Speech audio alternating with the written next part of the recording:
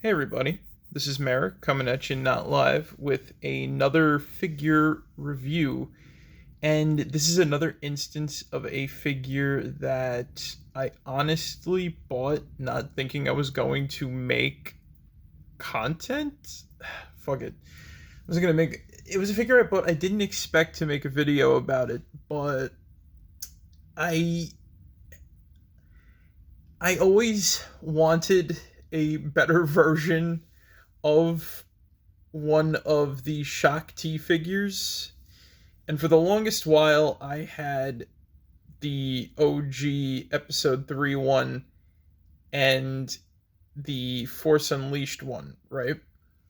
And those served their purpose very well to be the Shaak Ts on my Jedi shelf. And after years of just kind of like, meandering around and very selectively purchasing Star Wars figures, lo and behold, I stop over at Target one day and I see on the shelf sitting there a brand new Shaak T as well as a Padme Amidala, which is pretty freaking sweet. Though I only grabbed the Shaak T. I didn't think to grab the Padme at the time, only because at the time I saw it, I was like, yeah, I don't really need it. But I was listening to something that made me want to make like a diorama. So I unfortunately encountered the Padme again and found out that it looked nothing like Padme in the movie. Um, I don't know what the hell they did there, but like, perfect figure kind of wasted. But that's besides the point. The thing is that like with this Attack of the Clones line, we have gotten a new 3 3/4 inch Shaak T, which is important because Shaak T is a character, in my honest opinion, that we've not gotten a really good action figure of. Well, that is a lie because the Force Unleashed one exists, and outside of like some oddities in not the face sculpt, more or less like the paint detail, it's a great like it was the best Shaak T figure for like the longest while, and it's not because of like what she's wearing. Um Jokes aside, the point is that like articulation wise we haven't really had like a really good Shaak T, because the only other one we had was the Attack of the Clones one, and even that one isn't the best, though I feel like I'd probably prefer it over the the OG Episode 3 one, just because it's able to stand on its own. Even though I just now found out that the Episode 3 one can stand on its own 2 feet. But we'll get into that in a little bit. But here today is the brand new 3 3/4 inch Attack of the Clones Jedi Master Shaak T. And I am completely enamored by the detail on this figure. So Shaak T is a favorite Jedi of mine, and they really captured her perfectly in this. I'm just gonna take the lightsaber away for now. The Leku, which are the brain tails here and here and here, are all very well painted. They're nicely sculpted. They're made of a soft material that moves. They made this a part of like her shoulders, sort of as like a shawl thing. It's underneath. It sort of goes around her back and whatnot through underneath the robe. So Episode 2 being her first appearance, and I think this is like most of the time, at least before Episode 3, where she was even cut in Episode 3, but most of her appearances are sort of consistent with this, where she has like this long robe on, versus like the Episode 3 one where she doesn't. And she's still known to like take this off. I wonder, is there a hood under here? Let me double check that. I think there might be, but I don't want to say there is and not be confirmed. No, it just looks like there is. There's a facsimile of a hood there. But I guess I didn't want to work around that. I guess that could be a slight against the figure, I guess, maybe, if I'm really looking for like nitpicks. But I found out something pretty damning about the figure in a sec. There's a reason why this little cameo guy has been pulled forward for this. Uh, if it isn't obvious, it has trouble standing. And I tried all I might to get it to stand perfectly, and it would not go. But the thing about the main attraction of this figure, I have to bring up immediately. The face paint is perfect. Like, say what you want about, like, maybe the head tail paint or whatever the frick, like, oh, there's not enough blue, there's not enough this or that. No. Give less of a shit about this right now if this is a problem or not super screen accurate. I don't really care. I'm just glad the face looks fine, because we'll find out on the other two, I'm going to bring them out for comparison, that the face does not look as good. Other things to consider, yeah, I think this is like super accurate to the movie. I think they just downscaled the Black Series figure. But yeah, the only unfortunate thing about her is that, like, yeah, she just kind of like flops over. I don't know what the curse is. It's just like these kind of boots don't like to stand up, and her skirt should be enough to support. Maybe they should put like a bendy wire in the skirt to have it support. But last but not least, we have a lightsaber, which is... Alright. I already told you about my pet peeves with the current vintage collection lightsabers, because they're just sort of the scaled down Black Series ones. Alright. When I say that I don't like this, I'm speaking from nostalgia. I like when the blades have like the little bluesy thing coming out of like the hilt, because it just looks cool. It looks nice. It makes it feel a little bit more like it's a turn on, turn off kind of weapon, rather than like oh, here's a staff and then here's a blue part that's just like bump bump bump bump bump bump bump bump bump bump bump bump bump. It's a beaten implement at that point. It just looks like a blue wiffle bat to me. That's the only reason why I don't like it. Is it accurate? Yes, it's accurate, but I don't really care if it's accurate or not. Again, just having it blue and having the hilt look like this is perfectly fine.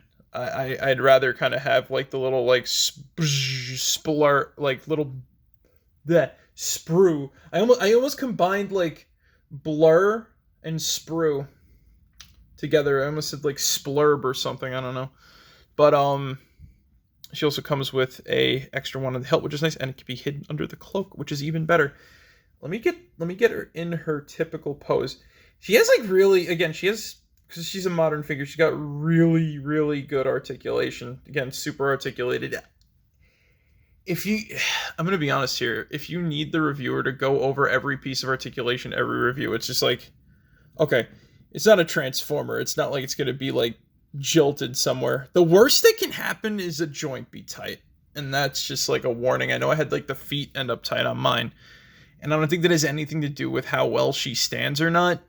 It's just that like the what do you call that part of the ankle joint is just kind of it's a little weird.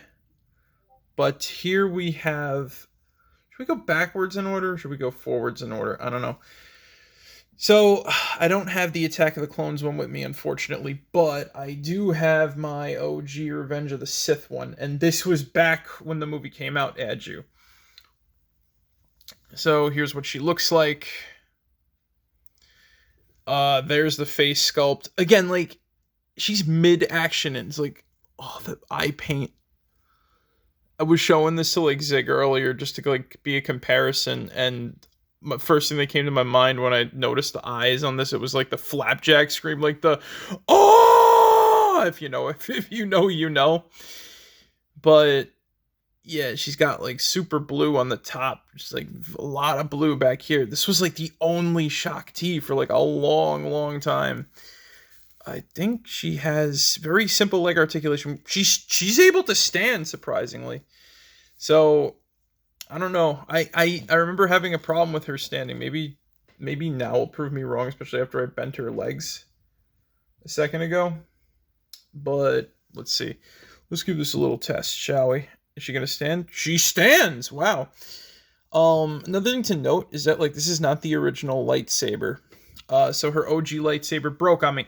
And not in the typical way that it's happened before, where the little blue, like, so from Revenge of the Sith, and even before Revenge of the Sith, they'd give you like these lightsabers that had like was the hilt separate, and they'd put a little tab in the saber part, and you'd attach it to the hilt, right?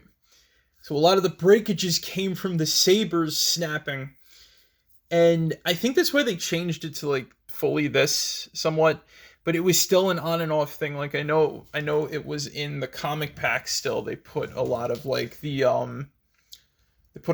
little like tabby sprue bits on the lightsaber blades. I know I've had a bunch of fucking oh man. I had many lightsabers from that sort of set break on me, which sucks. But it is what it is. So, unfortunately, the thing about the Shaak T figure is that, yes, that can happen to you, but instead of that happening to me, no, her hilt broke, and I'm going to assume it's a form of GPS. Or, not even GPS. I'm going to assume it's some form of weird hollow plastic syndrome, because there's nothing shiny or chrome about that lightsaber. Now, as for the replacement saber, I've been collecting for many years. I don't need to say that, but I have a bunch of lightsabers in reserve, many of them blue. More specifically, I found out that General Grievous, one of his lightsabers, well, if you're familiar with the Clone Wars 2003 series, like I am, you know that one of the lightsabers he takes is Shaak T's. That's the one I replaced it with. Now, that being said, you have to have a lot of Grievuses and hope you got like the right saber.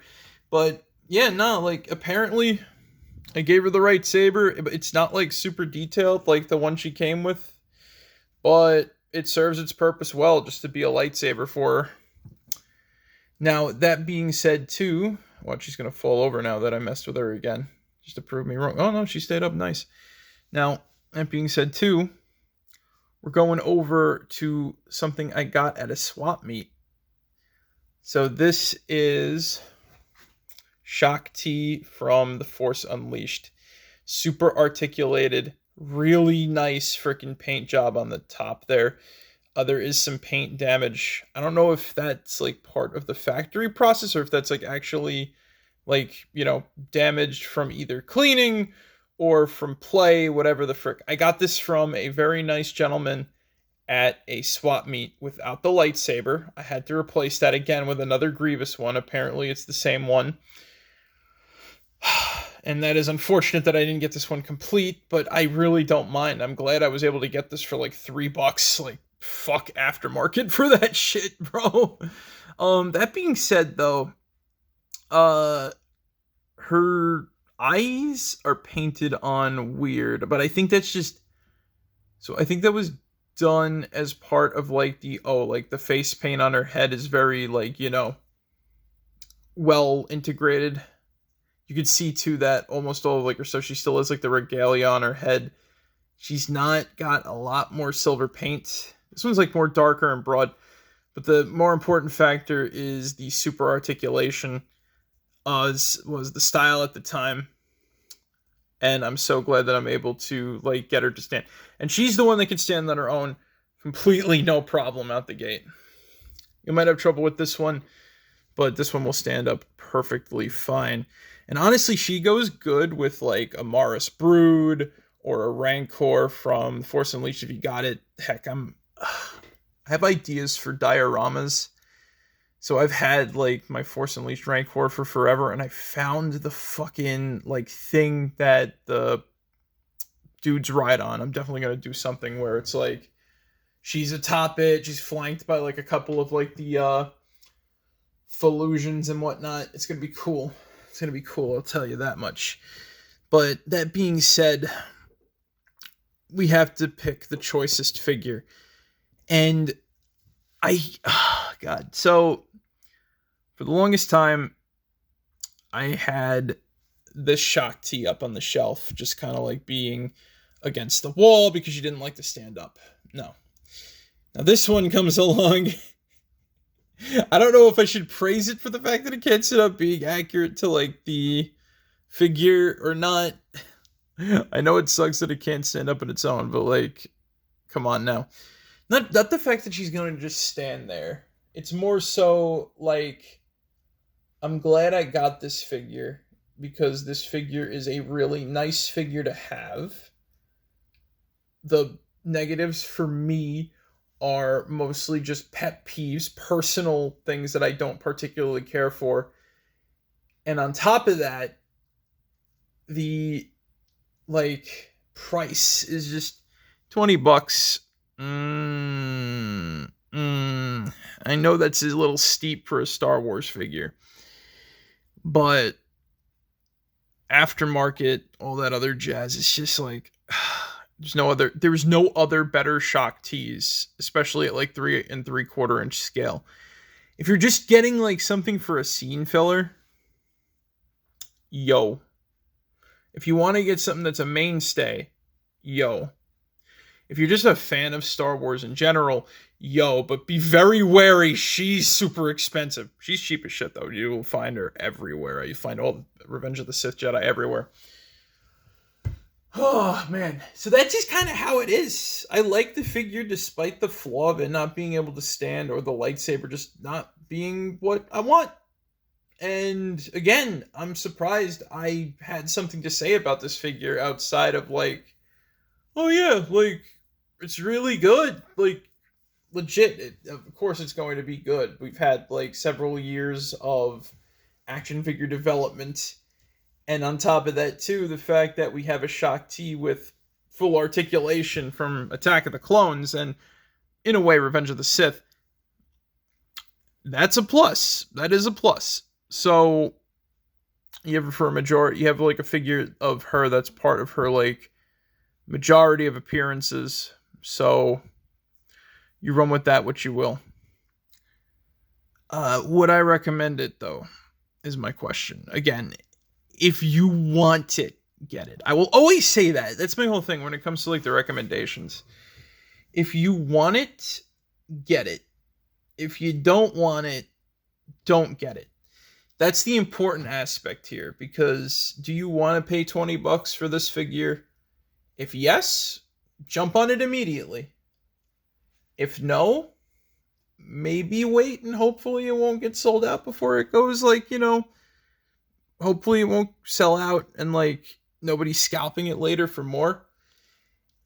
That's my only issue here is that it's like it's hard for me to recommend Star Wars stuff that's not like Chef's Kiss, where it's like if you see the Revan figure and if you're a fan of like just Sith, Jedi, whatever, go for it. Right, Revan will be a highlight figure of any collection, in my honest opinion. Shaak T, though, if you're a fan of her, get her. That's like the important part. If you like the episodes of the Clone Wars cartoon where she's featured in them, buy Shaak T. If you like the Force Unleashed video game interpretation of her, buy Shaak T. And does she have comics to her name? I tend to forget that. That's the only like downside of like trying to remember like the prequel Jedi a little bit. It's like which ones have like a lot of stories, which ones don't. But I know that Shaak T is like, again, she's an important character. She's an important character. She has like a lot of great moments in the expanded universe. So it is what it is. So that's where we kind of like leave this sort of like standing. It's mostly vibes based. Do you vibe with the figure? If yes, get it. If you don't vibe with the figure, don't get it. I know that's a very like lackadaisical way of like putting it, especially for like a figure review, but that's the truth of it, really. Like, I'm not gonna sit here and just be like, oh yeah, like every action figure ever is like, you must get it, you must do it. No. Get what makes you happy. That's how I've been sort of running it since like forever now. It's mainly why I switched over to trying to get Transformers over, like, say, Star Wars stuff, or trying to track down, like, Sonic figures every now and then, even though that's also, like, my other mainstay collectible if I find them. Eh, either way, I think Shaak T is a good figure, and I think that if you are a fan of her, you will enjoy this figure, even if it has some problems such as falling over. I'm not going to like. There's 100 reasons why I'm not going to like just rail on this figure for that, because I've had a bunch of other like female characters that can't stand on their own. It's unfortunate and it happens, but it's just like, well, what can you do? Sometimes a figure, when it's the only figure, is the best option. Sometimes when you have a choice between three or four, so it's the case with here. I would say, like, if if you really just don't care and you just want a scene filler for Shaak T, get the Attack of the Clones one too. I think that one's like super cheap. So she comes with like a little blast effect that, like, you could put on the lightsabers if she's deflecting the blast. So you run with that. There you go. You just get that. I know I play with that one a lot with like the rebel troopers. It looked like they were shooting at each other or whatever. But I digress. I digress. This Shaak T is a good figure. I'm glad Attack of the Clones is getting some new figures for it. That's going to be fun. If hopefully we get more, and hopefully hopefully we get another Padme that fixes the problem, maybe. But anyway, guys, thank you guys for joining us tonight. I hope you guys enjoyed. Merrick out. Peace.